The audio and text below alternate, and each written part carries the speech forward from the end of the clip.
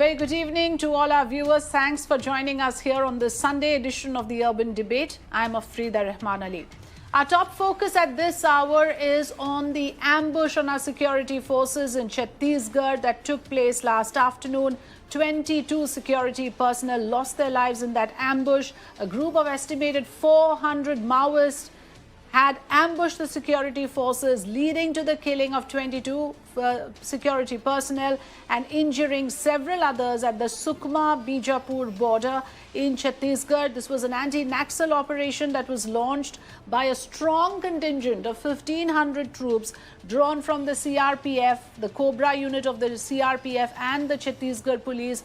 This was a joint search and destroy operation. However, the forces were ambushed by the Maoists. The forces got scattered in that area, and as we are now reporting, 22 deaths, several others injured. A senior security officer also said 400 Naxals, led by the most wanted Maoist commander of the PLGA, which is the People's Liberation Guerrilla Army, Hidma, and his associate Sujata are suspected to be behind this ambush.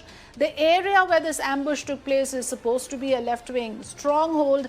It's a difficult terrain. There are very few camps of security forces present around there. But the many questions that now arise on whether this was a failure, an operational failure or an intelligence failure. Did we fall short in men and machinery in terms of the combat that took place with the Maoists? And also the larger questions on Maoist insurgency. Where has the center and the state failed in dealing with this problem over the years? In recent past, in 2010, there was a major Dantewada incident where 76 security personnel were killed. And following that, there were a number of such incidents that have happened. Now the question is Maoist violence back in the country? Is this the biggest internal security threat? So let me welcome my guests this evening. Pallavi Sharma, spokesperson of the Congress, joining us. Tuhin Sinha, leader of the BJP, Ram Nivas, former DGP of Chhattisgarh, and Sunil Kumar, editor of Daily Chhattisgarh. I welcome all the panelists to this conversation. It's a short duration discussion, so we'll keep it short and crisp in terms of the questions and the answers, because there are a lot of questions. Now, coming to you first, Mr. Ram Nivas, you have led the forces, the state police in Chhattisgarh. I want to get your reaction first on this. The DGP today says that this is neither an operational nor an intelligence failure. Then how is it that we lost so many security personnel? What's your take on what you saw happening last afternoon in Chhattisgarh? So good evening to everyone, and first off, my condolences to the martyred persons. We lost 22 and then 31 injured and missing one, and the other fellows are also injured. I do agree with the DGP of the Chhattisgarh. It is neither the intelligence failure nor the operational failure. Because when we enter into the war zone, basically it is a war zone, and on the other side also, they are also the local area, they know each and everything. And when the intelligence was there, they entered into that area, into that domain. And so many casualties from the Maoist side must have also happened. So I do agree with the DGP of the Chhattisgarh, and they have done the commendable job, and we have lost our men. And in war, we cannot say that it will be a zero casualty, because when there is a war, we have to lose our men, and that is the main thing. Yes, and therefore now the larger questions, why is this a war zone? What exactly is the problem with these Maoist-infested areas that the center and the state have not been able to have a successful outreach program? Let me bring in the politicians as well. Pallavi Sharma, you first. Should there be a rethink on the Maoist and anti-insurgency policy? Because like I said, right from the Dantewada incident in 2010, there have been so many casualties. Somewhere has the state government, the Congress government in the state, failed to defang the Maoist insurgency problem. Far from it, they are looking stronger than ever before. Frida, let me just begin by offering my deepest condolences to the families of the martyrs who sacrificed, laid down their lives for this country today. No amount of remorse or feeling of empathy will be able to fulfill what those families are going through. But on behalf of my party and on behalf of the state government, I offer my deepest condolences to the families. Coming to the question you asked, let me be very specific because you said it's a very small discussion. You're absolutely right. The issue of Maoist attacks, the issue of Naxalism is something that this country has long been facing. In fact, I remember when the 2010 Dantewada incident happened, the former Prime Minister, Mr. Manmohan Singh, was very categorical in saying that, this issue is the biggest internal as well as external threat that the country faces. So the Congress party has always had a very clear understanding of what the Maoist issue is and the capability it has to actually, unfold a havoc on this country internally as well as externally. Now, if you look at today's incident, were there prior reports that Maoists are being seen in the area? Yes. There were UAV photos that were released. In fact, 15, 20 days earlier, there were high-level officials who were called by the state government. You had an official from the from operations, a high-ranking official from operations. You had the ex-DGP of CRPF visit the area 15, 20 days earlier because the Maoist movements were recorded, and the state government thought it was important to inform the center because we, Congress party, realizes that this issue needs to be dealt in proper coordination with both the state as well as the center government. Now, what the center government's approach is, I'm not pointing finger, I don't want to be political at this point, but it's important that we fix accountability because at the end, the state and the center government, I'm repeating, has to work in proper coordination. Every time an incident happens, be it the Pulwama attack or be it today's attack, the Home Minister cannot just come Coordination is missing. Are you saying that the center-state policy has failed? There is lack of coordination when it comes to the anti-insurgency operation? Very quickly. No, just 10 seconds. Retaliating heavily later on, like the Home Minister said today, is not the solution to these problems. We need to ensure that our Jawans are safe. Our Jawans need not sacrifice their lives in attacks like this where there's already prior intelligence report. You can't be answerable to those families. How is the Home Minister going to answer these families now? Yes, so that is a big question. In this case, there were prior intelligence reports, prior intel inputs. This was a planned operation. Despite that, things went awry. But then, yes, this is a war zone. And in this kind of a combat situation, lives are lost. But this is a huge number that we are talking about. 22 security personnel lost their lives. Many others were injured.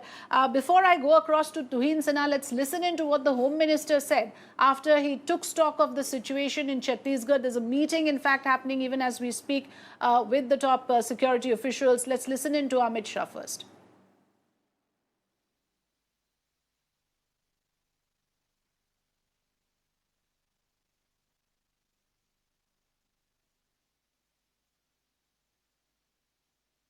Okay, we're trying to just pull that out. But Tuhin Sinha, do you also agree that this requires very close coordination between center and the state, and doesn't help, to politicize these issues? I heard your MP from the BJP earlier blaming the Congress party, but the fact of the matter is there are central policies in place. The Prime Minister introduced something called the Samadhan. I'll come to that. Okay, let's listen into Amit Shah first.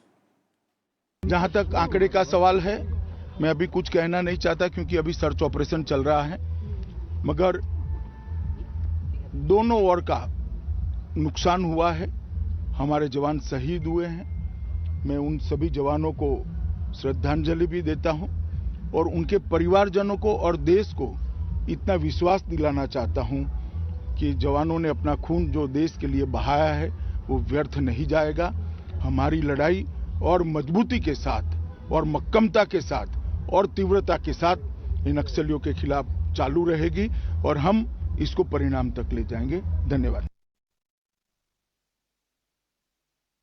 Yes, Mr. Sinha, I was referring to Samadhan, which was launched by Prime Minister Narendra Modi in May 2017. It talks about smart leadership, aggressive strategy, motivation and training, actionable intelligence and dashboard-based KPIs, key performance indicators, key result areas. So on paper, it is, of course, a very well thought out strategy. But do you agree that somewhere there's been a failure in coordination between the center and the state in dealing with this crisis?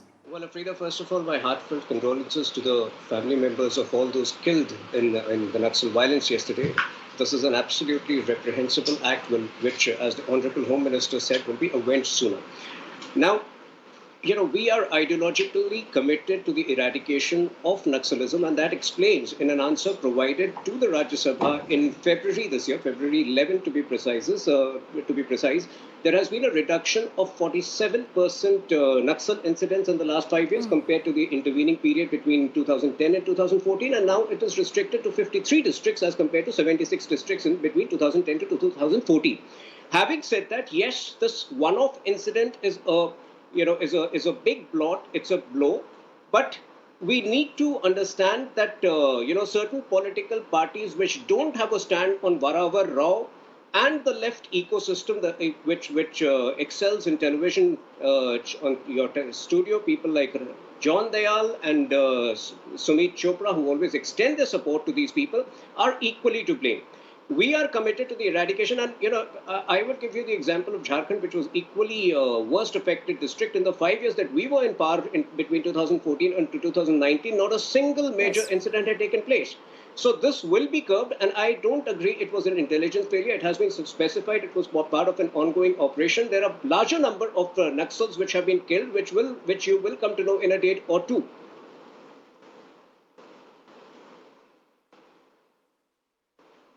Right, there's 16 districts in Jharkhand which is impacted by the Maoist insurgency. There are 8 districts of Chhattisgarh, since you mentioned Jharkhand. And of course, this is not just something confined to Chhattisgarh, Andhra Pradesh, Bihar, Maharashtra, Odisha, Telangana. There are several districts across these states that are facing the Maoist menace. I want to, in fact, now bring in Mr. Sunil Kumar, editor of the Daily Chhattisgarh. It is widely believed that there needs to be a social outreach as well. The solutions is not just in terms of military, combat, but there somewhere has the government of the day failed. What are the social reasons that this Maoist movement has remained so menacingly active as we can see today?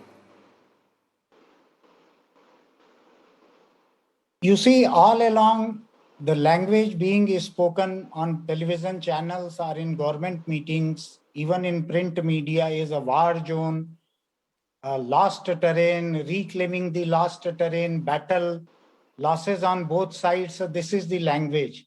Not many people are bothered that within the democracy, if there is a war zone, if you are in war with your own people, it is a failure of democracy.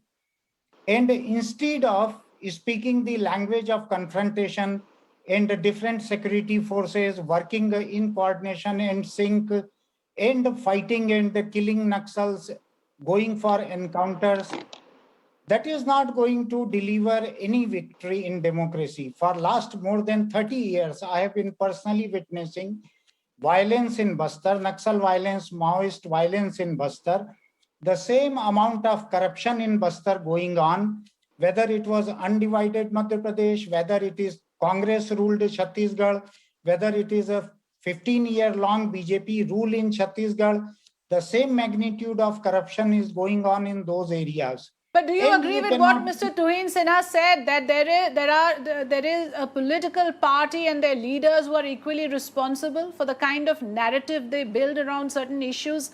Do you agree that certain left leaders are also to be blamed for this movement to being active for so long? I don't think left leaders are to be blamed, because left leaders are the target of Naxals in Bengal and elsewhere. They have killed many left leaders in many states. So they are not responsible. It is a state government ruled by Congress or BJP and the union government led by UPA or NDA. No government has any difference of strategy in dealing Naxals. They feel that firepower is the only solution, where it is not delivering any benefits. It is not delivering any victory. There has to be a peace talk. If you look at the Punjab, Northeast or Northern Ireland, everywhere peace talk is a must. And no government, no political party, no coalition is concentrating on peace talk. So that is the problem. It is they are believing in firepower, losses of ground security forces, and it is not a loss to the politicians who are sitting in capital. So I consider it a big democratic failure not to start a peace talk with your own people when you are starting peace talk. All right, let's get Pallavi Sharma, who wants to respond to that point on peace talk. And also, Pallavi Sharma, you know, similar movements have been successfully defeated, whether it's the LTTE or whether it's the Alpha in Assam. Why is the Maoist insurgency such a big threat? Like you also said, the biggest internal security threat. Yes, in fact, the former Prime Minister, Mr. Manmohan Singh, had said that, and I was quoting him because he understood the gravity of the situation, unlike the government today. And he was just two very quick points, Afrida. One, what Mr. Tuhin was saying regarding a reply in Rajya Sabha. You see, this is the problem with the central government. Wherever you ask them a question on present, they'll always find a scapegoat. They'll never be able to answer those questions because they're not interested on what is actually happening in the ground. There's an incident, sir, that has taken place today. We've lost 22 Jawans. 35 people are injured. Some of them are still missing. There's a search operation going on. And what is his answer to it? Oh, we submitted a reply in Rajya Sabha on this that, you know, the Maoist incidents have increased from so and so years. What kind of a reply is this? What is your answer to the situation that has happened today? Where is the loophole? When are you going to find that? Second point on the peace talk situation. You see the Congress party and Prime Minister... Okay, Tuhin Sinha, respond. I need to wind up the conversation. Tuhin Sinha, respond, please. You know, I can understand Congress is habitually allergic to facts, so they don't want to hear the facts. So I very clearly specified that this attack was part of an ongoing operation. It was an operation which will be avenged. And you know, these failures, unfortunate as they may sound, they do happen. And also a quick point when you spoke about Samadhan. Samadhan has actually led to more than 4,000 Naxals giving up arms and joining the mainstream. Yes. So unlike one of the, I just wanted to correct one of the gentlemen who spoke before, Pallavi Sharma, we have a multi-pronged approach. We have to be brutal with the Naxals who don't give up arms, who attack our armed forces. But at the same time, there is a layered approach which has led to a lot of thousands of Naxals actually quitting violence and joining the mainstream from 2017 onwards. Okay, so you're saying that this is work in progress and, you know, of course, there is a program that is in place. How much of it is working or not, that is something we are looking at. But Mr. Ramnivas, I just want to give you the last word on this. Isn't it also surprising that you have the kind of weaponry that is being used? We are told there were rocket launchers, there were IEDs and other kind of sophisticated weaponry. How is it that this kind of an arms network is not being intercepted? Can something be done about that? Because this kind of a loss to life of the security forces obviously should have a rethink on how the arms are being procured in these areas. Yes, they have used these sophisticated arms. Then the ID is the main source for them. And ID is such a technique that even a common man in that area can apply it, and they know, their cadre know it very well. And whatever the weapons they are using, or that is not the main thing. They always have that type of the weaponry with them. Sometimes they have looted from the forces also, and sometimes they are getting from the outside of the country also. But as we do agree with that we have to apply the multi-pronged strategy. Simultaneously, the development has to take place. Then we have to involve our own people also, so that they can come towards the towards the government or towards the public. But we have to look after also that if the persons who are not agreeing with the peace thing, then we have to provide the security to the rest of the people, because it is not only the security forces which have been killed, but sometimes they have the Jantana Sarkar and they keep the general public at large. And then all those things are lost in the air, because the poor people, they are threatened at each and every place in that area, in the villages. And that is also the main question which we have to address. And I do agree that we have to reach to the last area of the region, and we have to look after the problems of the area also. Without that, we cannot solve the problem. But simultaneously, we have to provide the security to the people.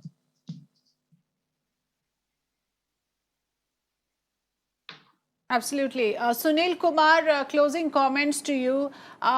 It seems as if you look at the sequence of events, as if the security forces were outsmarted, in terms of strategy, because obviously this was familiar territory for the Maoist insurgents out there. What, according to you, would be, probably the best way forward, going forward, dealing with this kind of a crisis in the Maoist-infested areas across states? You see, 10 years back, one IAS officer in Bastar was kidnapped by Naxals. And to get him released, since he was an IAS officer, it was a big deal for the government. So Naxals and the state government, they had formed a negotiation committee, and several demands of Naxals were fulfilled by the government. That committee could have continued the negotiation between the two sides. The committee had a faith of both sides, confidence of both. It could not take place. It was the release of the IAS officer was the end of negotiation of every kind. So government had missed a big opportunity. It was Raman Singh government in the state. So I still feel that half a dozen states who are Naxal affected, violence affected, and central government, they do not have a difference of policy. They should sit together and they should invite Naxals to negotiation table without any preconditions from either sides.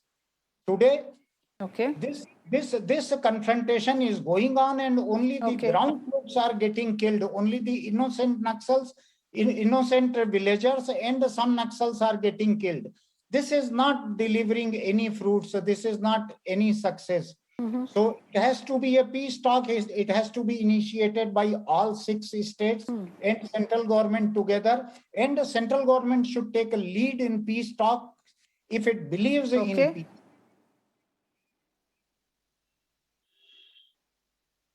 All right, that's a great, a note to end the conversation with. Thank you so much to all the panelists for joining us. So 3 big points that have emerged, of course: peace talks required, more negotiations required, greater coordination between the center and the state is, of course, required to handle this menace. And last but not the least, greater political will. There must be more focus and prioritizing of handling the Maoist insurgency, and with immediacy and urgency from what we can see now. Thank you so much for joining us, and thanks to all our viewers for joining us here on this edition of the Urban Debate.